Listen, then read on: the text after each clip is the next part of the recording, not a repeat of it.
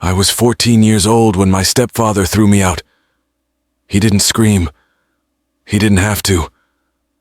The words he used were colder than a winter morning in the Midwest. He stood in the doorway of our house, a place that was supposed to be my home. And he said, "Your foolish dreams are your problem now." Just like that. The look in his eyes told me everything I needed to know. I was not his son. I wasn't even his burden. I was nothing. That single sentence felt like a gut punch, but the full force blow was still coming. If you've ever felt like your own family has betrayed you, leave a comment below and tell me where you're watching from. I want to know I'm not the only one who had to go through something like this. I've been asked a million times how a kid gets thrown out at 14. How does a person survive that? What happens to a boy who is left to fend for himself on the street? The answers are messy, and they're not what you'd expect. They involve a secret, a missing father, and a fortune that would change everything. A stranger handed me my father's $43 million secret. But before that, I had to lose everything I thought I had. Stick with me, and I'll tell you the whole story. I'll show you what it really means to get back on your feet when the world has kicked you down. If you want to hear more stories of struggle and survival, make sure you subscribe, because my mission is to share the truth with people who need to hear it most. Don't let your past define you. Looking back, the day it all fell apart had started with so much promise. It was a humid morning in Arizona, the kind of heat that sits on your shoulders and makes the air thick and heavy. I remember the smell of fresh-cut grass from our neighbor's lawn and the sound of sprinklers hissing. My name is Julian Brooks. At 14, I was just a skinny kid with a head full of wild ideas and a backpack full of art supplies. Our house, a 2-story beige monstrosity in a sterile suburban neighborhood, was my whole world, even though it never quite felt like my own. My mother, Elise, tried to make it a home, but it was clear that the man she married, Greg Collins, was the one who truly owned it. Greg was a man of straight lines and hard numbers, a contractor. He built houses and saw the world as a blueprint. Every element had a purpose, a function, and a price. There was no room for anything abstract or, as he would put it, useless. My mother, on the other hand, was all curves and colors. She had been an artist, a painter, before she met him. Her studio was a small, dusty room in the back of the house, a place she rarely entered now, but it still held the faint smell of turpentine and old dreams. I used to sneak back there just to breathe it in. It was the only part of the house that felt like it belonged to my mother, and by extension, me. My art was my escape, my solace. I'd spend hours in my room, sketching landscapes and portraits, losing myself in the colors and textures. My latest project was a portfolio I was putting together for an art camp I'd applied to in California. I got the acceptance letter 2 weeks ago. My heart had hammered in my chest when I read it. This wasn't just a camp. It was a lifeline, a chance to be somewhere I was understood, to be with people who saw value in things other than steel beams and concrete. I had been waiting for the right moment to tell Greg and my mother the news.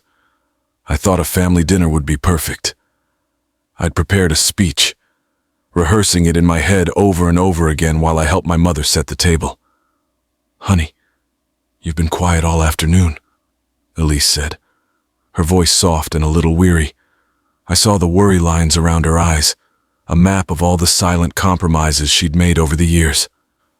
"I have some exciting news," I said, trying to sound confident. "I got accepted to the art camp I applied to. Full scholarship, too." My mother's face lit up, and for a moment, I saw the artist she used to be. Her joy was a genuine, beautiful thing. But then Greg walked into the dining room, his work boots thudding against the hardwood floor, and the light in her eyes flickered and died. He sat down and started eating without a word, his face a mask of indifference. I cleared my throat. "Dad, I have some news." He didn't look up, Spit it out. Julian, I'm tired. I took a deep breath. I got into that art camp, the one in California. It's a full scholarship. Silence. Just the sound of his fork scraping against the plate. Then, without looking at me, he said, "You're not going—" The words hit me like a physical blow. I felt the air leave my lungs. "What? But it's a full scholarship." "I don't care," he said, finally looking at me. His eyes were like steel, hard and unyielding. A stranger handed me my father's $43 million secret so that I could one day be free. But right then, I was more trapped than ever. "You're turning 15 in a few months," he continued. "It's time you start acting like a man. You'll be working for me this summer, learning a trade. There's no money in your childish scribbles." My mother put her hand on my arm, a silent plea for me to be quiet. But I couldn't. "They're not scribbles. This is what I want to do." Greg slammed his fork down. "What you want to do doesn't pay the bills. You want to waste your life? Fine. But you're not doing it under my roof." The quiet threat hung in the air. This was the moment. The line had been drawn. I had to choose my life with Greg or the life I dreamed of. I had no idea then that my choice would lead to a far more profound and devastating betrayal. It was a choice that would leave me with nothing but a half-filled backpack and a memory of a little music box that would one day be the key to a truth I could never have imagined. You can't really understand that night without understanding what came before. That house, the one Greg built, was a monument to him. Every straight line, every perfect corner. It was his way of imposing order on a world he didn't trust. My mother, Elise, she was the opposite. She was soft, all gentle curves and whispered words. I don't remember my biological father. He was just a ghost. A story my mother would tell me bits and pieces of when she thought Greg wasn't listening. She'd say, "Your father was a dreamer. Julian, he saw things other people couldn't." That's all I had. A name and a few vague, poetic descriptions. Greg. Of course. Hated even that much. He came into our lives when I was just 5 years old. I remember him pulling up in a big truck, all muscle and hard edges. He was charming at first. I guess. He brought my mother flowers and talked about building a better life for us. But after they got married, things changed. The charm disappeared, replaced by a quiet, simmering disapproval. He looked at me and saw a reminder of another man, a man he couldn't erase. To him, I was a mistake, a blemish on his perfect life. I tried so hard to be the son he wanted. I'd watch him work, mesmerized by how he could take a pile of lumber and turn it into a wall. I'd follow him around the construction sites, my little sneakers getting covered in dust and grit. I just wanted him to look at me, to acknowledge me, to say, "Good job, kid." But he never did. He'd just grunt, or tell me to get out of the way. He always had a nickname for me, too. Never Julian. He'd call me boy or kid, or sometimes that one. It was his way of keeping me at a distance, a constant reminder that I wasn't his. My mother saw it. I know she did. I'd see the hurt in her eyes when Greg would ignore me at the dinner table. But she was trapped. She'd given up her art for stability. Her hands, the same hands that used to paint beautiful landscapes, now spent their days managing a house that wasn't hers. I remember once I found one of her old sketchbooks. The pages were filled with vibrant, wild drawings, so full of life. But as I flipped through them, I saw the drawings becoming less frequent, and then stopping altogether. I asked her about it, and she just sighed and said, "Some dreams are too fragile for the real world, Julian." That was a lesson Greg had taught her, a lesson he was determined to teach me, too. He didn't just disapprove of my art. He actively tried to crush it. One night, I brought home a drawing from school. It was a portrait of a stray dog I'd seen in the neighborhood, and the teacher had given it an A+. My mother put it on the fridge with a magnet, and for a few minutes, I felt a warmth in my chest I hadn't felt in a long time. Then Greg came home. He saw it, sneered, and peeled it off the fridge. He held it up, stared at it like it was a foreign object, then wadded it up into a tight ball and tossed it into the trash can. "Words on a piece of paper won't put food on the table," he said. My mother stood silently, her eyes on the floor. I wanted to scream, to tell him how wrong he was, but the words were frozen in my throat. That was the pattern of my life. Every time I reached for something beautiful or creative, Greg was there to remind me of how useless it was. He saw my dreams as a threat to his reality. He couldn't understand a world that wasn't built on hard work and sweat, a world where emotion and beauty had a place. He was a man who had probably buried his own feelings deep down a long time ago, and he resented me for still having mine.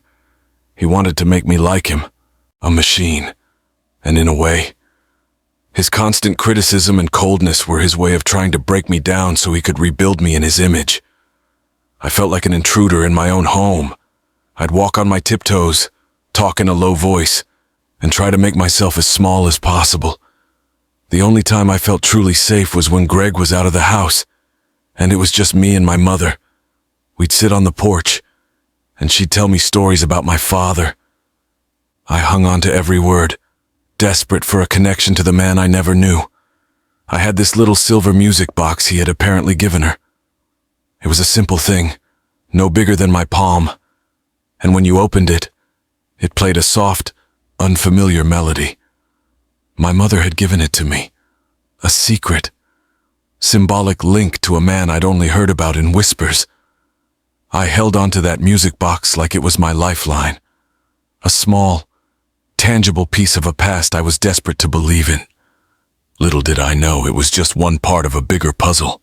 But even with my mother's quiet encouragement, the tension in the house was a constant, living thing. It was like a storm cloud that never moved, always hanging over our heads, waiting for the right moment to unleash its fury. I knew, deep down, that the fragile peace we had wouldn't last. Greg was just waiting for me to make a big enough stand. He was waiting for the moment to prove his dominance, to show me once and for all that my place in that house, and in that family, was temporary. And that night, when I told him about the art camp, he finally got his chance. They say that a person's worth is measured by how much they are willing to sacrifice. If that's true, I must have been worth a fortune even then. The truth is, after a while, you just stop fighting. You learn to live with the tension, the quiet, simmering anger that's always in the background. It becomes your normal. You stop trying to make someone love you and you just try to survive. And that's exactly what I did. I knew that art camp was my one chance to escape, my one chance to prove to Greg, and maybe to myself, that I was more than just the kid who got in the way. So I started a side hustle. I mowed lawns. I took out trash for the elderly neighbors. I even spent a few hours after school helping stock shelves at the local grocery store. I saved every penny, not for video games or new sneakers, but for my freedom. Every dollar I put away was a tiny rebellion against the life Greg was trying to force on me, but even my hard work was met with disdain. One day, I came home tired and a little sunburned, a wad of cash crumpled in my pocket. I was so proud. I walked into the kitchen and saw Greg and my mother at the table, going over some bills. I put the money on the counter. "I made this today," I said, trying to sound casual. "From my side jobs." Greg glanced at the cash, then back at his papers. He didn't even acknowledge it. My mother smiled, a small, sad smile.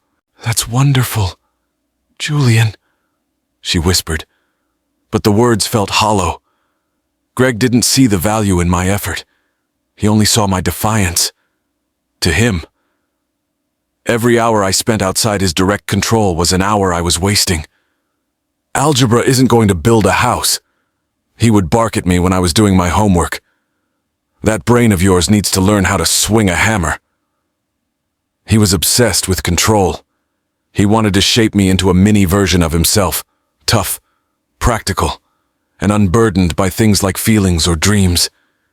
He had no time for my art. He'd walk into my room, see a half-finished sketch, and scoff. "What a waste of paper," he'd say under his breath, and leave. It was a constant, low-level assault on my spirit. He wasn't violent, not with his hands.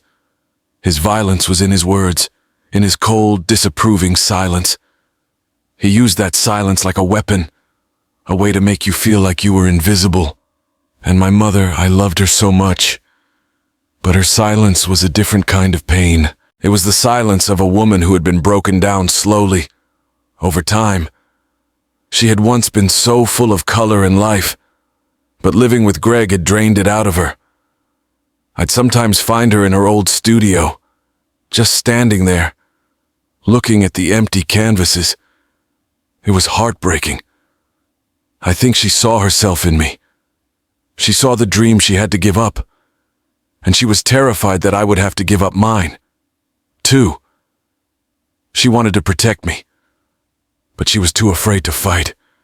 Her fear was like a physical barrier between us. We'd have these whispered conversations after Greg went to bed, her tucking the blanket around me, whispering, "You're stronger than you think, Julian. Just hold on." Her words were my fuel, but even that felt like a fragile hope. I remember one night, I had a nightmare, a really bad one. I woke up screaming, sweat-soaked and terrified. Greg was at the door in an instant, not with concern, but with anger. "Get it together, kid," he snapped. "There's nothing to be afraid of. You need to toughen up." He turned and went back to his room, leaving me alone in the dark. My mother came in a moment later, her face pale, and held me until I stopped shaking. But she didn't say a word. She couldn't. The walls, Greg's walls, had ears. The tension in the house grew heavier with every passing day. It was like a thick, humid air that you could cut with a knife. I knew it was building to something, but I didn't know what. I started to wonder if it would be better if I just left. If I just disappeared one night and saved them from the constant conflict I seemed to cause. I thought maybe they'd be happier without me, without the constant reminder of a man Greg despised. My only comfort was the little music box. I'd sneak into my room, close the door, and open it just a crack so the soft melody could play. It was a secret, a quiet connection to a past I didn't know, but desperately needed to. I felt like a time bomb, a single wrong move, a single act of defiance, and everything would explode. My dream of going to that art camp wasn't just a dream anymore. It was a ticking clock, and I had a feeling that time was running out. I didn't know it then, but all of my sacrifice, all of my pain, was about to lead to a moment that would change my life forever, a moment that would either destroy me or set me free. The moment of truth came faster than I expected. The tension that had been building for years finally snapped. It wasn't a loud, dramatic argument in the living room. It was a quiet, cold war that reached its breaking point. After dinner, Greg went to his office to review some blueprints, and my mom went into the kitchen to clean up. I slipped into my room, my heart pounding in my chest. I had to face him. This wasn't just about the art camp anymore. This was about my life, about my future, about proving that I had the right to be who I was, not who he wanted me to be. I walked into his office, and he didn't even look up from his desk. He was hunched over a drawing, a pencil in his hand, a look of intense concentration on his face. I stood there for what felt like an eternity, but he just ignored me. It was like I was a ghost. "I need to talk to you," I said, my voice barely a whisper. He sighed, a long, exasperated breath that said, "Here we go again." He finally looked up at me, his eyes dead and empty. "What is it? Julian?" "I'm going to the art camp," I said, my voice trembling but firm. "I earned it. I have the money. I need to go." He set his pencil down on the drawing and leaned back in his chair. The smirk on his face was a mix of pity and contempt. He looked at me as if I was a fool who hadn't learned his lesson. "You're not going anywhere. I told you.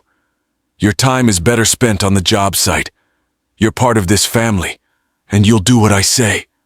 "I am a part of this family," I said, my voice getting louder. "But you treat me like I'm a tenant, like I'm just living in your house until you decide to kick me out." "That's exactly what you are," he said, his voice flat, emotionless. "You don't belong here. Julian, you're a reminder of a past I chose to forget, and you're nothing but a liability to me." Those words hit me like a ton of bricks. My whole world, everything I thought I knew, came crashing down. He wasn't just a stepfather who didn't understand me. He was a man who resented my very existence. A man who saw me as an obstacle to his perfect life. I felt a fire ignite inside of me. A rage I didn't know I had. "I don't need your money. I don't need your house. I don't need anything from you." "Good," he said, standing up and walking over to my room. He grabbed my backpack from the corner of the floor and shoved it into my chest. "Then you don't need to live here. Get out." My mother was standing in the doorway, her face pale, her hands trembling. "Greg, please," she whispered, tears streaming down her face. "He's just a boy." "He's a problem," Greg said, his voice cold and devoid of emotion. "And I don't have time for problems." I looked at my mother, her eyes pleading with me to stay, but I saw the fear in them.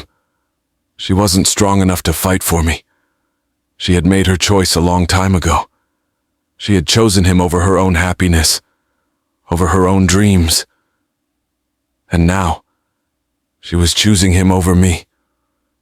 I turned and walked out the door, the sound of the screen door slamming behind me. It was over. My childhood had ended. I was 14 years old, standing alone on the street, with nothing but a backpack and a broken heart. I thought that was the end of my story. I thought that was the worst it could get. I thought everything had been taken from me.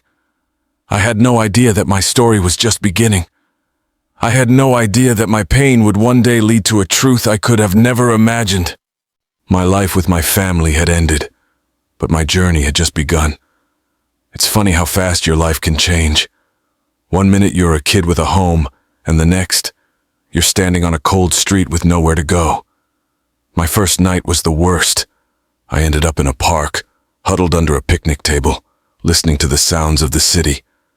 Every passing car felt like a monster, every shadow a threat.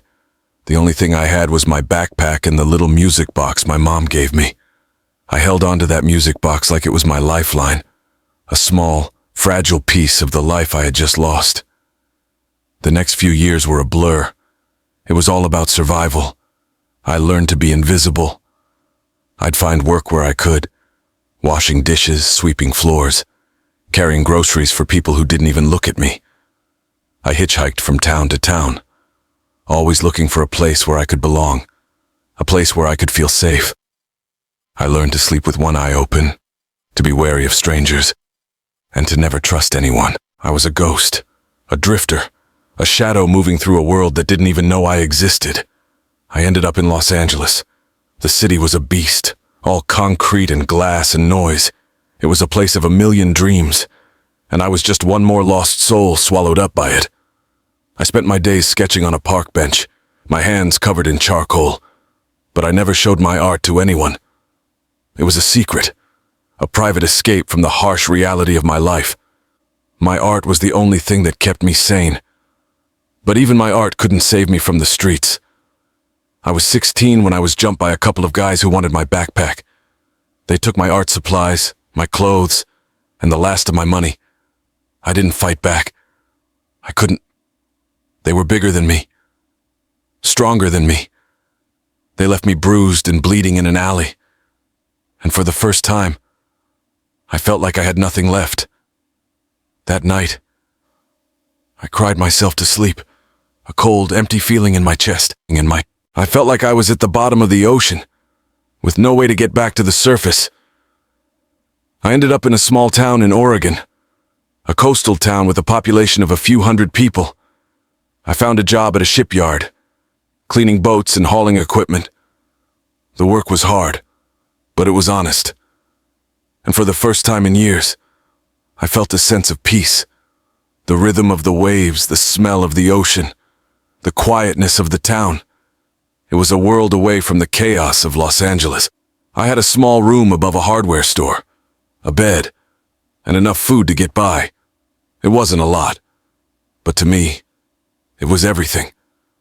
I was finally starting to feel like a person again, not just a ghost. It was a cold, rainy day. The kind of day that makes you want to stay inside with a hot cup of coffee. I was in the shipyard, polishing the hull of a small fishing boat, when a man walked in. He was older, maybe in his 60s, with a kind face and a gentle demeanor. He was dressed in a suit, a strange sight in a place like that. He walked straight up to me, his eyes scanning my face as if he knew me. "Are you Julian Brooks?" he asked, his voice soft but firm. I froze. No one ever asked me my name. No one ever looked at me that way. "Yeah," I said, my voice barely a whisper. "That's me. My name is Walter Flynn," he said, holding out his hand. "I've been looking for you for 14 years. My heart pounded in my chest. I felt a surge of fear, a mix of adrenaline and panic. I thought he was a cop, or a bill collector, or someone looking for a fight. I had no idea who he was or what he wanted. He saw the fear in my eyes and smiled. "Don't worry," he said. "I'm not here to cause any trouble. I'm here to give you something." He held out a small, worn leather case. It was old, with a broken lock and a faded gold engraving. He opened it, and inside was a small silver music box, the one my mom gave me. My breath hitched in my throat. How did he know about that? How did he get it? "Your father wanted you to have this," he said, his voice a little shaky. "He told me to give it to you when the time was right." He pulled out a thick envelope from the case and handed it to me. "I know you have a lot of questions," he said, "but all the answers you're looking for are in here." I took the envelope, my hands trembling. I had no idea what was inside, but I knew my life would never be the same again. My past was a blur of pain and suffering, but my future was a blank page. And for the first time, I felt a sense of hope, a small, fragile hope that my story was not over. I didn't open the envelope right away. I couldn't. My hands were shaking too much. I went back to my tiny room above the hardware store, the envelope clutched in my hand like a shield. I just sat there for hours, staring at it, my mind a storm of questions and what-ifs. Who was Walter Flynn? How did he know about my life, about the music box? And who was my father? All my life, he was a ghost, a myth, a man who had abandoned me and my mother without a second thought. The bitterness had been my constant companion, a heavy weight I carried on my shoulders every single day. Finally, as the sun began to set, painting the sky in shades of orange and pink, I worked up the courage to open the envelope. The paper was crisp, the handwriting elegant and unfamiliar. My name was at the top, written in bold, confident strokes. Julian. My heart hammered against my ribs as I began to read. My son, Julian. If you are reading this, It means that Walter has found you. It means that the time has come for you to know the truth. There is no easy way to say this, so I will be direct. I did not abandon you. I had to disappear to protect you. I stopped reading. My breath caught in my throat. I couldn't believe what I was seeing.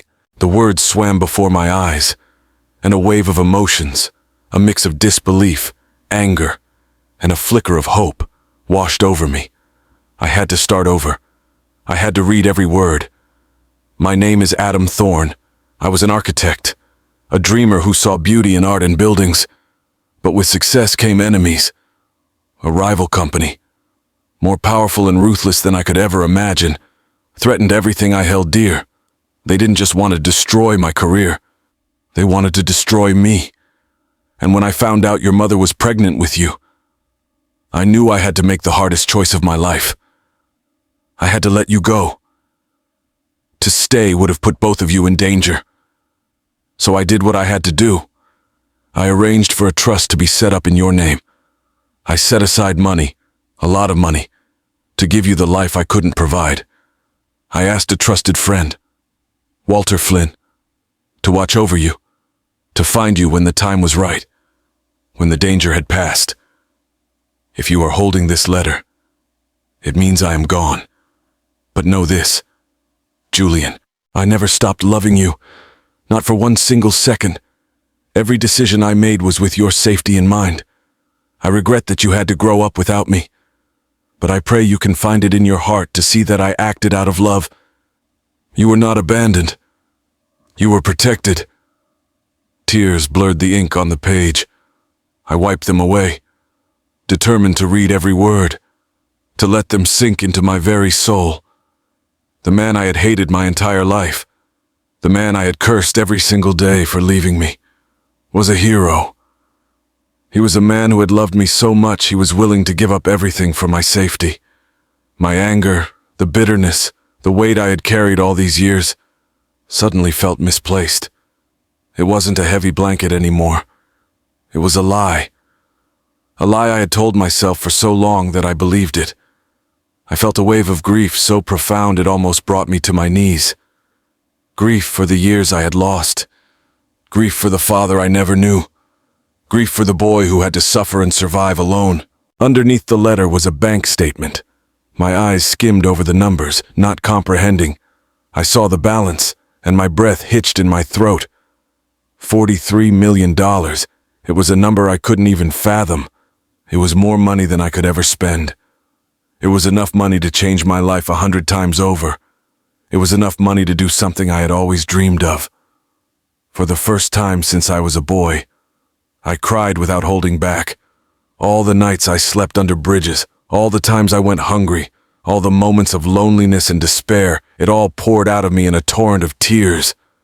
I wasn't just crying for myself. I was crying for the man who had loved me from a distance, the man who had sacrificed his life for my future. I spent the next few days in a daze. Walter stayed in town, meeting with me to explain everything. He told me my father had a premonition that something would happen to him, and he wanted to make sure I was taken care of. Walter had been searching for me for years, following every lead, every rumor. He had seen my name on a missing persons report a few years back and finally tracked me down to the small town in Oregon. He told me that my father was an incredible man, a visionary, and he was proud of the man I had become. The money was overwhelming, but the words in the letter were what truly mattered. You were not abandoned. You were protected. It was a simple sentence, but it changed everything. It healed a wound I had been carrying my whole life. My father's love had been distant, but it was real. My mother's love had been broken, but it was real, too. I knew what I had to do. The first thing I did was call my mother. I hadn't talked to her in years. I carried so much anger toward her. Anger for not fighting for me, for not standing up to Greg. When she answered the phone, her voice was a little shaky, a little older. "Julian?"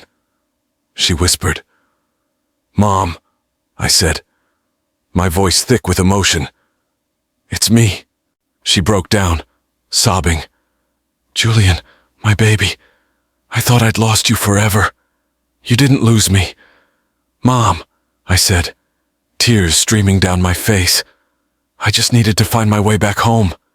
I told her about the letter, about my father's truth, her eyes filled with both sorrow and relief. She confessed that she had been so ashamed, so broken after I left, that she felt she didn't deserve to find me. I told her I forgave her, that I understood now.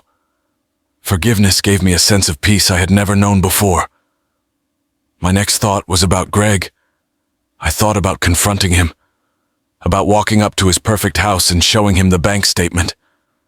I imagined his face, a mask of shock and disbelief, a man who had built his life on hard work and straight lines, now facing the reality that I was a millionaire, a man whose life was built on art and dreams.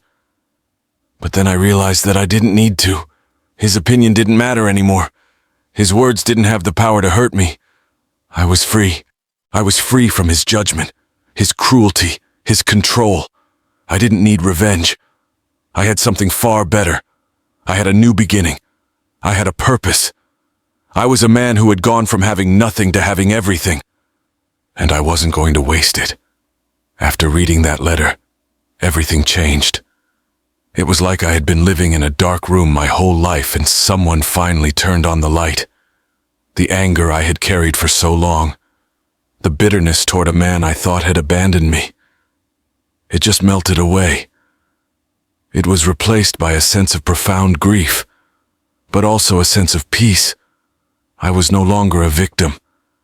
I was the son of a man who had loved me enough to sacrifice everything for my safety. I stayed in Oregon for a little while, just trying to process everything. The money was a lot, more than I could ever spend. I could have bought a fancy car, a huge house, a life of luxury. But I didn't want any of that. The things I had dreamed of as a kid, a home, a family, a sense of purpose, weren't things that money could buy. I wanted to use the money to make a difference, to help kids who were just like me, kids who had been abandoned, forgotten, and left to fend for themselves. I finally flew back to Arizona to see my mom. I hadn't seen her in 14 years. I had so many questions for her, so much anger I still needed to let go of. When I walked into her small apartment, she was sitting in a chair, looking out the window, her hair a little grayer, her hands a little shakier. When she saw me, her eyes filled with tears. "Julian," she whispered, "I thought I'd lost you forever." I hugged her, and for the first time in years, I felt like a little boy again.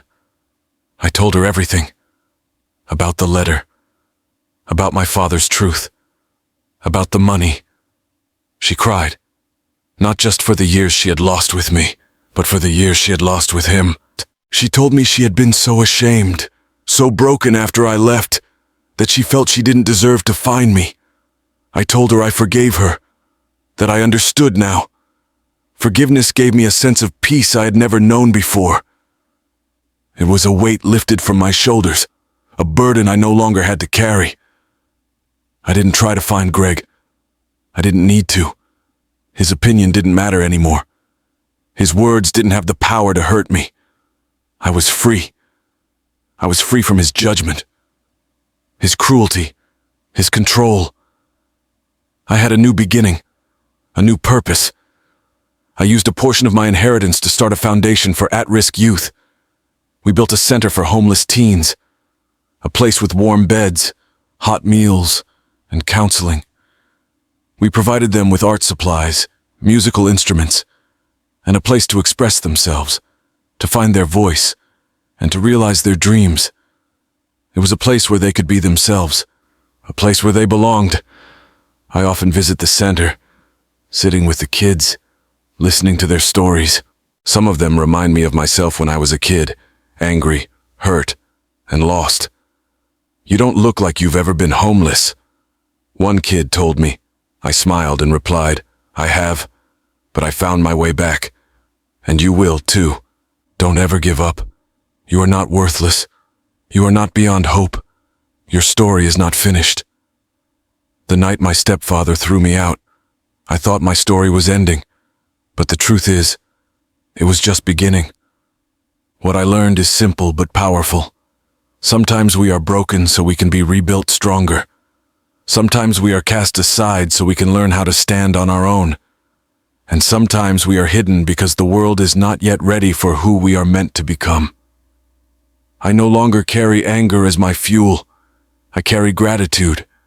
Gratitude for my father's sacrifice, for my mother's fragile love, for Walter's loyalty, and for my own refusal to give up. And to you, listening to my story now, I want to leave you with this.